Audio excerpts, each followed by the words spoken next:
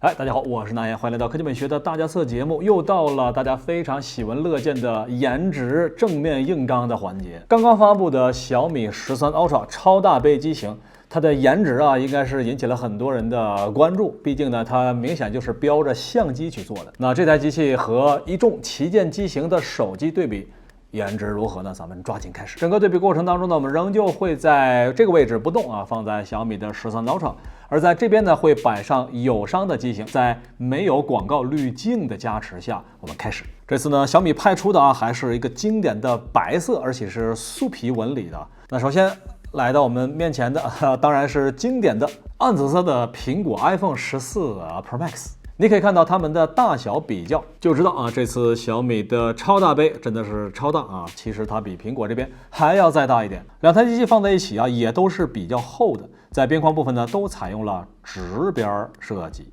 苹果这边采用的是一个高亮金属边框，而小米这边呢虽然是金属边框，但采用的是磨砂材质，所以呢是更像相机的边框。在镜头凸起的部分两台机器凸起的都不少。苹果这边呢是一个两段式的凸起，在侧边的镜头盖的部分再加上3个镜头单独，而小米这边呢则是一个4镜头的配置，而且呢每一个镜头呢全都在圆环的配置当中，在上方呢还额外的加厚了一些，所以小米其实也可以算是一个两段式的凸起，只不过做了一个圆滑的过渡。来看正面，苹果呢当然是标准的挖孔屏幕灵动岛。直屏的话呢，4边基本上是等宽的，而小米这边呢是一个双曲面居中挖孔，屏占比方面两台机器一目了然。重量方面也是不遑多让小米的230克，苹果这边呢更是达到了238克所以都不太轻。如果是女生的话呢，可能是要慎重考虑了。男生的话呢，应该会有很多人喜欢这种非常扎实的手感。而这边呢我们就不套保护壳了那这个特殊的保护壳加手柄确实感觉也让人看到了很多经典的设计。最后喜欢苹果打1，喜欢小米打2，看一下同学们的弹幕。来看小米13 Ultra 超大杯对比华为的 Mate 50 Pro， 外方内软的设计确实打动了很多的用户。而小米这次呢更进一步，把这个内部的圆环做的是超级硕大。当然虽然都是4开孔，但是它们的镜头组配置并不相同。光学镜头这边，华为其实是3镜头组外加传感器的配置，小米这边呢则是4镜头组覆盖不同的焦段。两台机器侧面相比，能够明显的感觉出华为这边会更薄，正反双曲面，边框呢大幅度的收窄，镜头部分的凸起也是比较少的。而小米这边呢则是所有的镜头配置拉满，整机呢也会更加的厚重一点在凸起部分呢，小米凸起的也明显会更多一点另外呢，在边框部分，小米采用的是上下左右全平直设计，而华为这边呢则是所有角度全都是弧度的设计。来看正面颜值的对比，那华为这边采用的是标准的大刘海设计，当然其中的传感器是比较多的。小米这边呢采用的是一个前置单挖孔的设计，单镜头。两台机器边框都是有明显收窄，你更喜欢哪一个呢？喜欢华为打1喜欢小米打2。来看小米13 Ultra 超大杯颜值对比三星 S22 Ultra 作为三星的旗舰机型在国内确实存在感比较低了。不过呢，在全球范围内销量仍旧是排名前茅。那我们一起来对比一下这两家的当家旗舰机型它们的颜值的风格。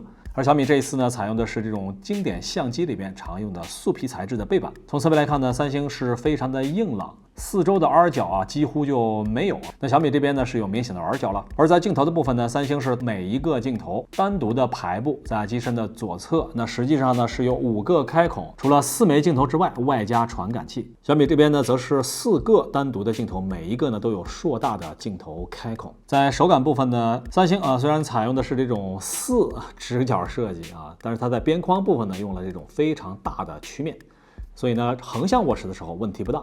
但如果呢你想把 R 角也就是边角这个位置在手掌心来握持的时候呢，就会相对的来说硌手一点。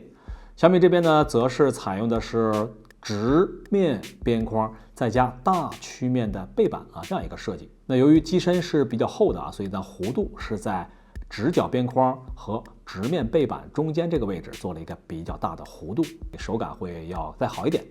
另外在上方这个位置单独握持的时候呢，手指会挡在镜头圈这个位置有一点点需要注意。而在正面呢，我们对比三星和小米，你会发现它们的屏占比三星这边呢还是要稍高一点，特别是两侧的收窄会更多，顶部和下巴基本上是等宽。在镜头开孔的部分呢也会略小一点。另外从视觉上来看，三星这边是一个纯直角的，而小米这边呢四周的 R 角会更加的明显一点。而且呢这台机器呢因为采用的是银色的边框啊，所以呢在中间 BM 区的区域呢会单独的显示出来。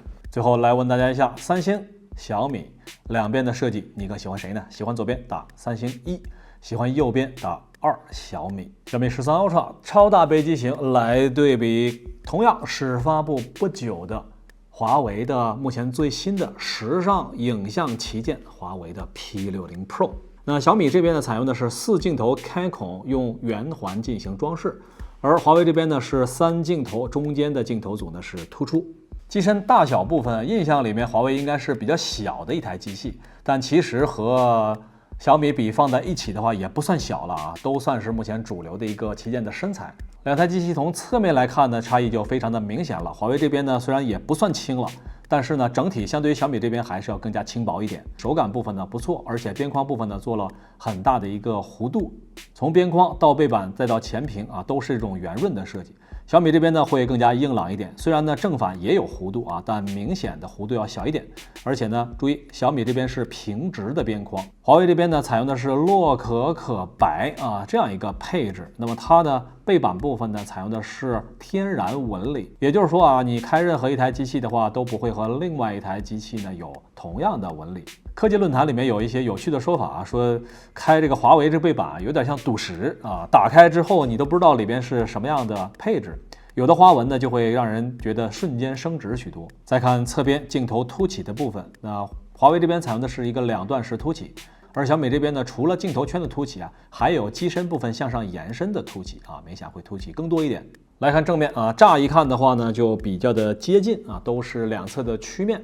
那仔细看的话呢，华为在上下方会各有2个比较小的曲面在这个位置，所以呢看上去的话呢，顶部底部的边框会再窄一点。镜头部分的开孔啊大致相当，大家可以感受一下，以及下巴宽度的比较。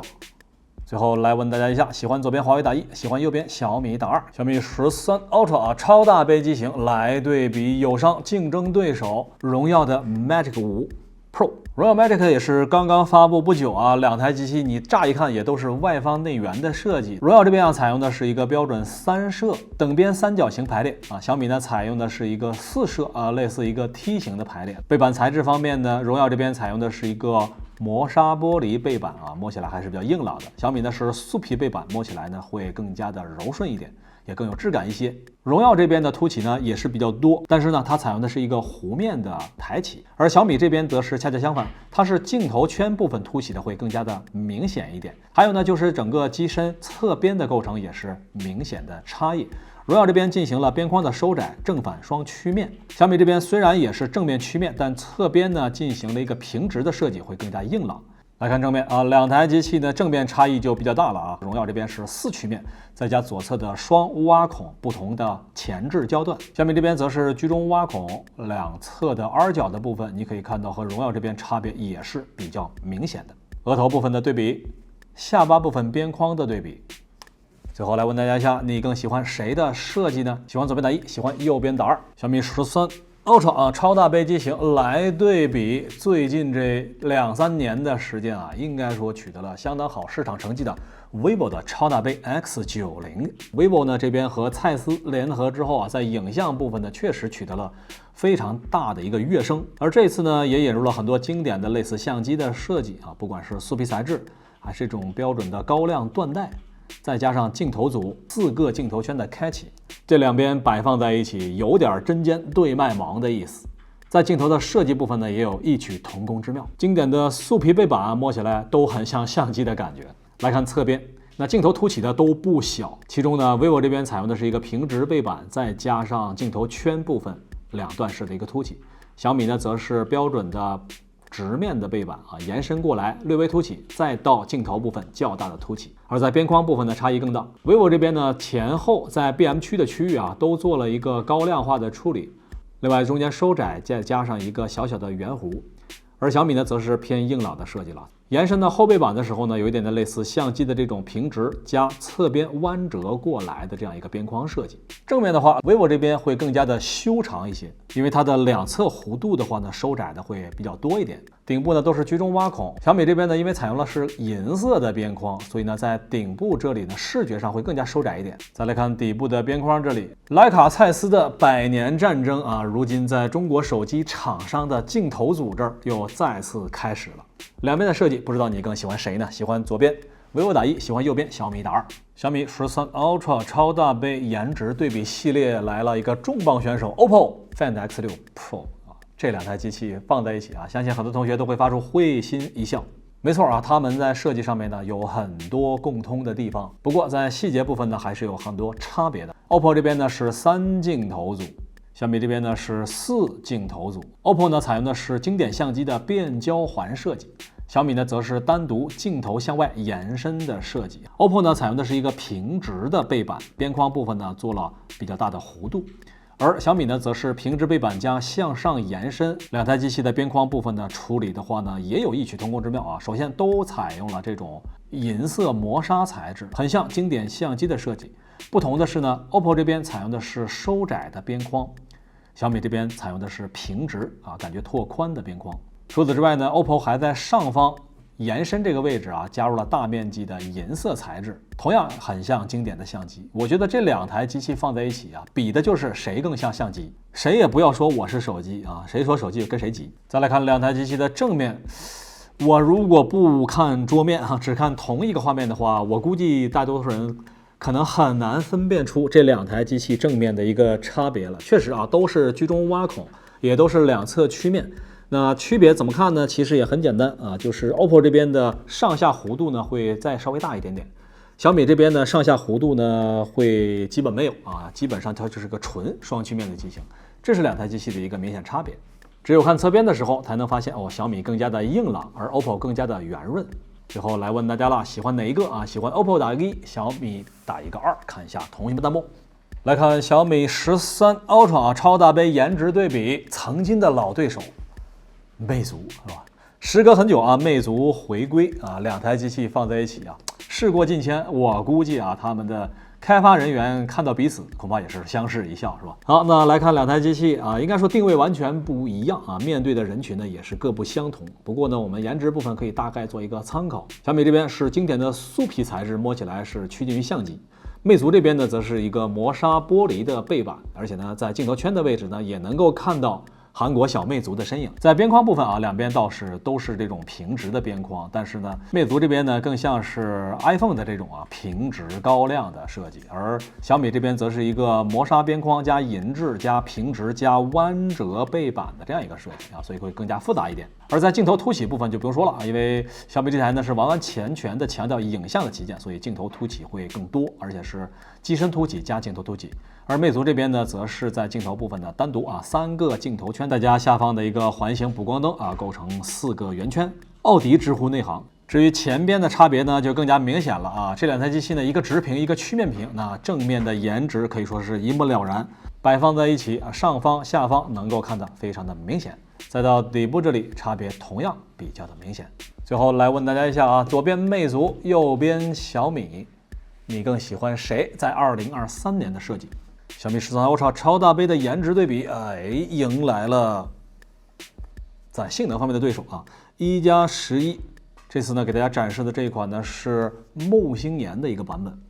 这个颜值，咱们之前单独开箱的时候看着还是非常特别的啊，因为上边呢不光是有这种木星的，包括大红般的纹理啊，还有这种星星点点的亮光的感觉，拿在手里的感觉非常的特别。如果是天文爱好者，应该会非常的喜欢。1+这台机器啊，甚至可以作为定制版本来看待啊，它并不是一个标准的版本。两台机器的风格差异还是很大的啊，虽然也都是外放内圆，但是1+呢在镜头圈的部分做出了很多不同的设计。虽然呢都是4个开口啊，但是一边1+3摄，小米这边呢是4摄啊，明显的突出的位置也不太一样。从侧面看呢也是如此啊，小米这边明显更加厚重一点，而边框的风格也是如此。1+这边明显的收窄，手感呢也会更好一点。小米呢是边框硬朗平直，握起来的话呢也确实很扎实。正面呢差异会更大一点啊，因为1+应该是目前市面上少数的使用居左或居右的非对称式的镜头组的，而小米这边呢，则是一个居中挖孔。两台机器在耳角部分倒是比较的接近啊，基本上都是双曲面的。上下呢虽然有曲面，但是非常的小，所以两台机器在正面屏占比方面应该也是比较的接近。下巴部位的一个颜值对比，总的来说，两台机器所适应的人群啊，应该说完全不同啊。喜欢1+打1。喜欢小米打2，小米13 Ultra 超大杯的颜值对比，迎来了这台机器是很多同学都在提问、都在关注的。也就是说，小米最近几年最为成功的高端机型前代的12S Ultra，到底要不要换啊？那咱们直接对比一下，你就知道了啊。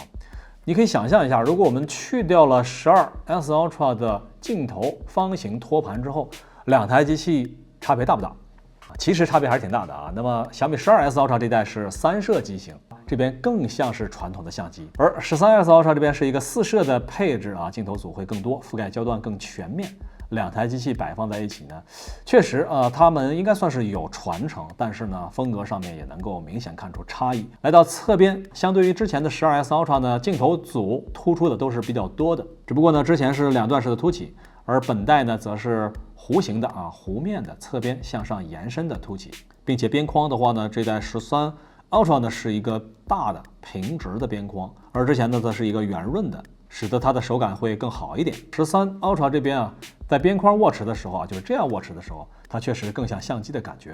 而12S Ultra 呢，在镜头组这边，由于采用了居中的圆心的这样一个镜头，所以更像相机镜头的感觉。另外，在素皮材质这边，12S Ultra 这边明显它的纹理更加粗粝一点。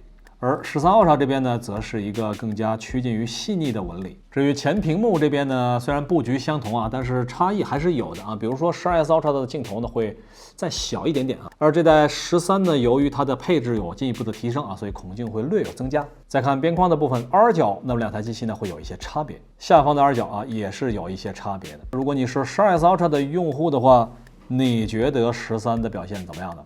喜欢左边打1，喜欢右边打2。OK， 那到这里我们关于小米13 Ultra 超大杯的所有的颜值对比部分就完事儿了。那最后满分100分，你对于今年小米的超大杯给它打多少分呢？大家可以打在弹幕上。那接下来我们会对它进行非常详细的测试，欢迎关注科技美学的频道，关注大家测的频道以及我那言的频道。